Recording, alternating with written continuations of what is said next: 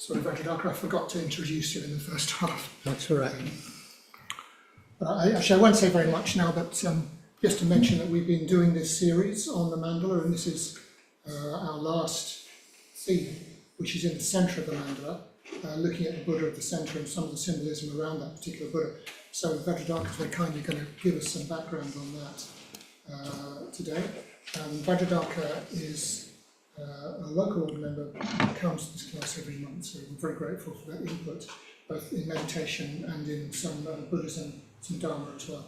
So over to you, Vajradaka. Thank you. Thank you, thank you.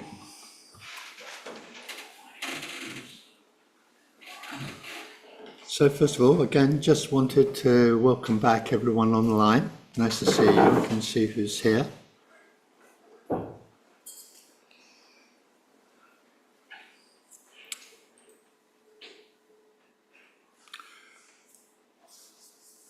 So sit comfortably. I'm just going to talk a bit. It's not a formal talk. Just putting things together in the theme of Vairocana. So I wanted to actually start with a bit of history.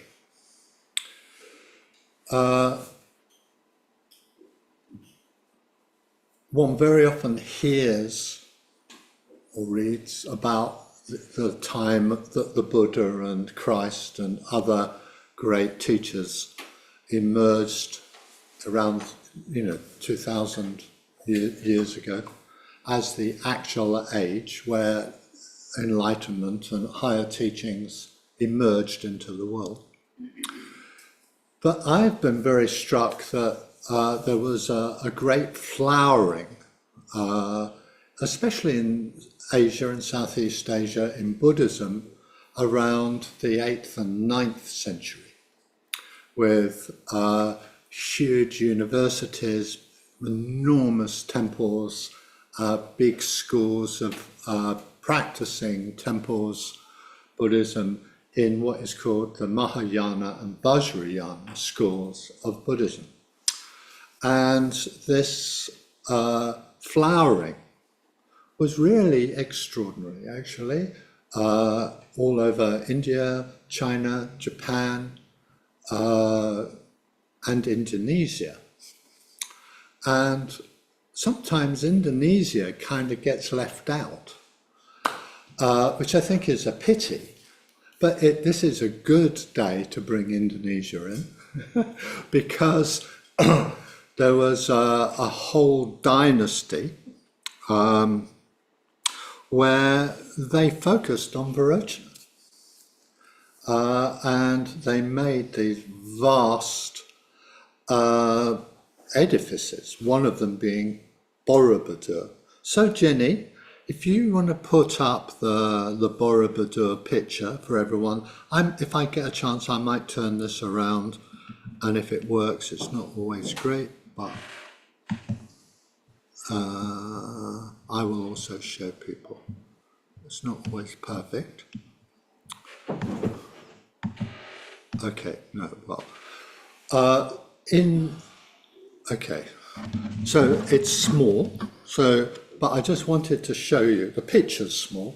It's actually the largest Buddhist edifice in the world at Borobudur, and it's a mandala which you walk around from top to bottom, and it's a path, effectively, from worldly consciousness right up into enlightened consciousness. And it's called Borobudur. It's in Indonesia. And it's important because it sort of shows very graphically and very directly that you're on a path. You walk around it. There's like 2,500 sculptures as you walk around. When you get to the top, it's all about Vairocana. And so that is really important, I think, in the history of Mahayana Vajrayana Buddhism. And it's also, in a way, draws out important facets of what Vairocana symbolizes. So there is an analogy, which I think is really great. I mean, everyone might not relate to it, but the analogy is there is an ocean, a vast, vast ocean, and within the ocean there's lots of life, fishes and animals and vegetable life and all kinds of life in that ocean, and they arise and they fall, they live and they die, they evolve, things happen. And mostly the fish and the animals and the plant life aren't really aware how vast the ocean is and that they're in it. And if you then move to the significance of that to us, we're like all the fish and the animals in the ocean, and we're in the ocean. And the ocean is here, and the ocean is enlightened mind, is Vairocana's body of enlightenment. So the teaching is that it's here all the time, but we're caught up, usually, in our own worlds and course of thinking and activity responses. But part of the process of practicing the Dharma is to practice in such a way that you become aware that you're part of something which is much greater. And meditation, mindfulness, going on retreats, taking time on your own, reflecting on how things in your life come and go, arising, contribute to that awareness and openness to what is called the Dharmadhatu, or the body of the Buddha. So Vairocana here is really, in a way, he's really higher and different from the other Buddhas of the Mandala. So with the other Buddhas, like Amitabha Buddha, who some of you might be familiar with, there have been traditions that have developed in Buddhism, in the Buddhist world, of supplication and devotion. Oh, can I have a Mercedes-Benz, please? You know, kind of thing. It's Janis Joplin reference there. But Vairocana is really never seen that way. It's not an object for supplication, but much more a sense of aspiration and direction, something that you're aiming to yourself, to gain the wisdom that allows you to see everything that's flowing in conditioned arising as flowing, changing, moving, without being fixing your personality and your identity to such a degree that you can't relate to the bigger picture of the Dharmadhatu. So that the path, seen from this point of view, is that you're moving on. Is this being recorded? So you're moving in the body of the Buddha, who is Vairocana. And Vairocana has this mudra of the teaching mudra, which in a way is communicating that one can always hear the truth if one listens. The truth of how things are can always be perceived or heard or related to, but you have to listen. You have to reflect and take it in. Now, just to be absolutely clear, Vairocana, or the Dharmadhatu, is not in any way related to the concept of a god. Not reified, deified, not a creator god. It's a completely different idea. Just to be clear about that. Another picture, wonderful picture. Again, it's relatively small on the screen. So this also is near to Borobudur. Mohut, I think it's called. It's a temple. It's huge. And this is ultimate reality, embodied. It's unusual, a seated Buddha, almost in Western style, on a chair. But very, very beautiful, very imposing. Yes, so thank you very much, Ginny, for that.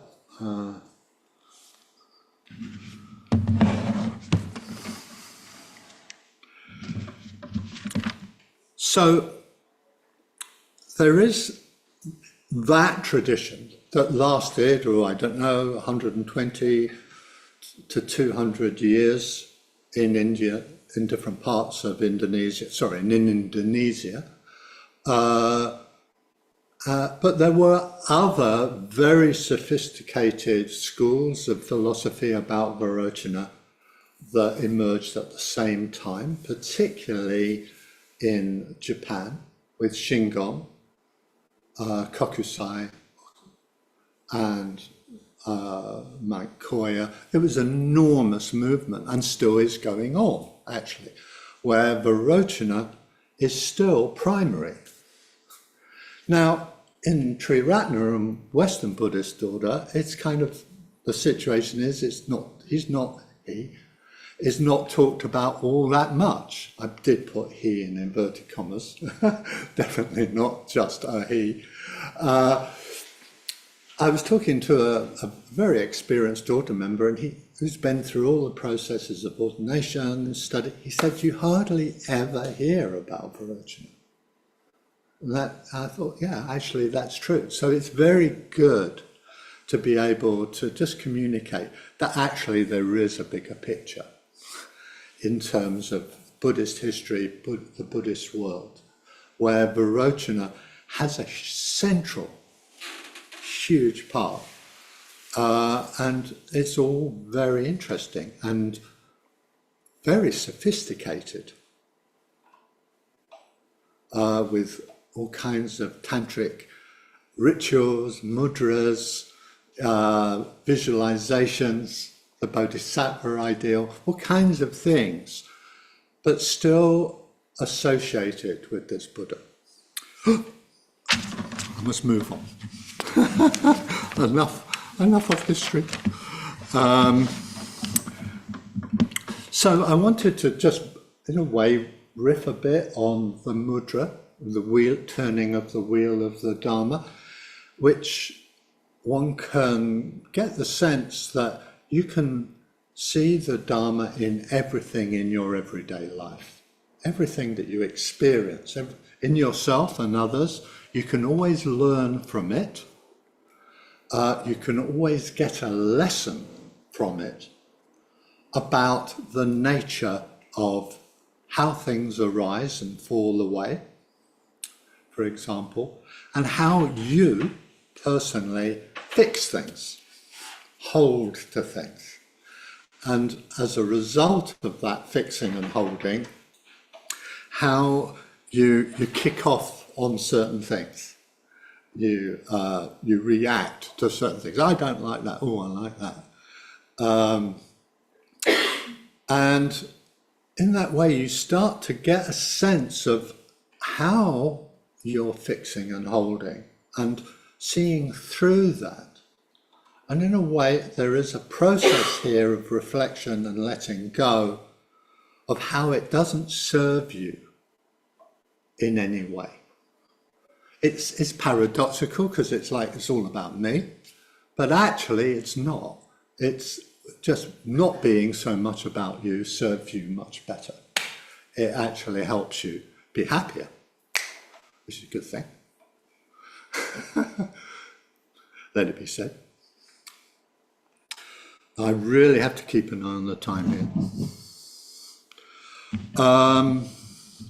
So in that way, that one of the things about the skills of meditation that are particularly useful here is that it allows you to go deeper than just superficial mind and all the kind of, if you know what I mean, the ways that your mind chatters and goes on, into something deeper and quieter and clearer, where, however, there is still a level of thinking. So this idea that meditation is about eroding thinking isn't actually all that helpful. What we need to have is a sense of connectedness with those depths and the ability to have very subtle thought. And that subtle thought allows us to reflect creatively and usefully about change, and that everything is changing. And that reflection allows you as an individual to see through, oh, I'm fixing this, let that go, be more open, and something changes within you. And that shift then can be absorbed, into your experience. I mean, I use the word your experience here quite lightly because there isn't a very strong sense of you in this. It's getting a bit esoteric here, but it's still experience and it's still you, but it's not very fixed you, if you see what I mean. So you start to bring in this reflection in your life. So I think it's just very useful to make space and time periodically where you don't have pressures of having to do anything, either your own pressures and drives, got to do, fill the space, or pressures from outside. I got to do that, I got to do that, they need me, whatever takes you away, and make space, time and space, where you can arrive into this more open, subtle, flowing awareness that allows you to have this subtle reflection on change and you in terms of the way you hold and letting go of it. So this is really the practical point I wanted to make, that it is a practical thing to get to use the states of meditation to help you tune in to the nature of how things are, conditioned arising and the underlying ocean of the Dharmadhatu. Right, okay, just done in time. So, amazing. So what we're going to do now, and Jen is ready, I'm sure. You all online will go into your breakout groups, and I will just put you into small groups of 5, and then you talk about this later part of what I was talking about, of being aware of your patterns and how the Dharma helps you and how your practice so far, a wide range of experience, has helped you let go of things that you are very holding on to, and be more open, more flowing, more creative, more positive in your life. Okay? I'll see you later, Jenny. So what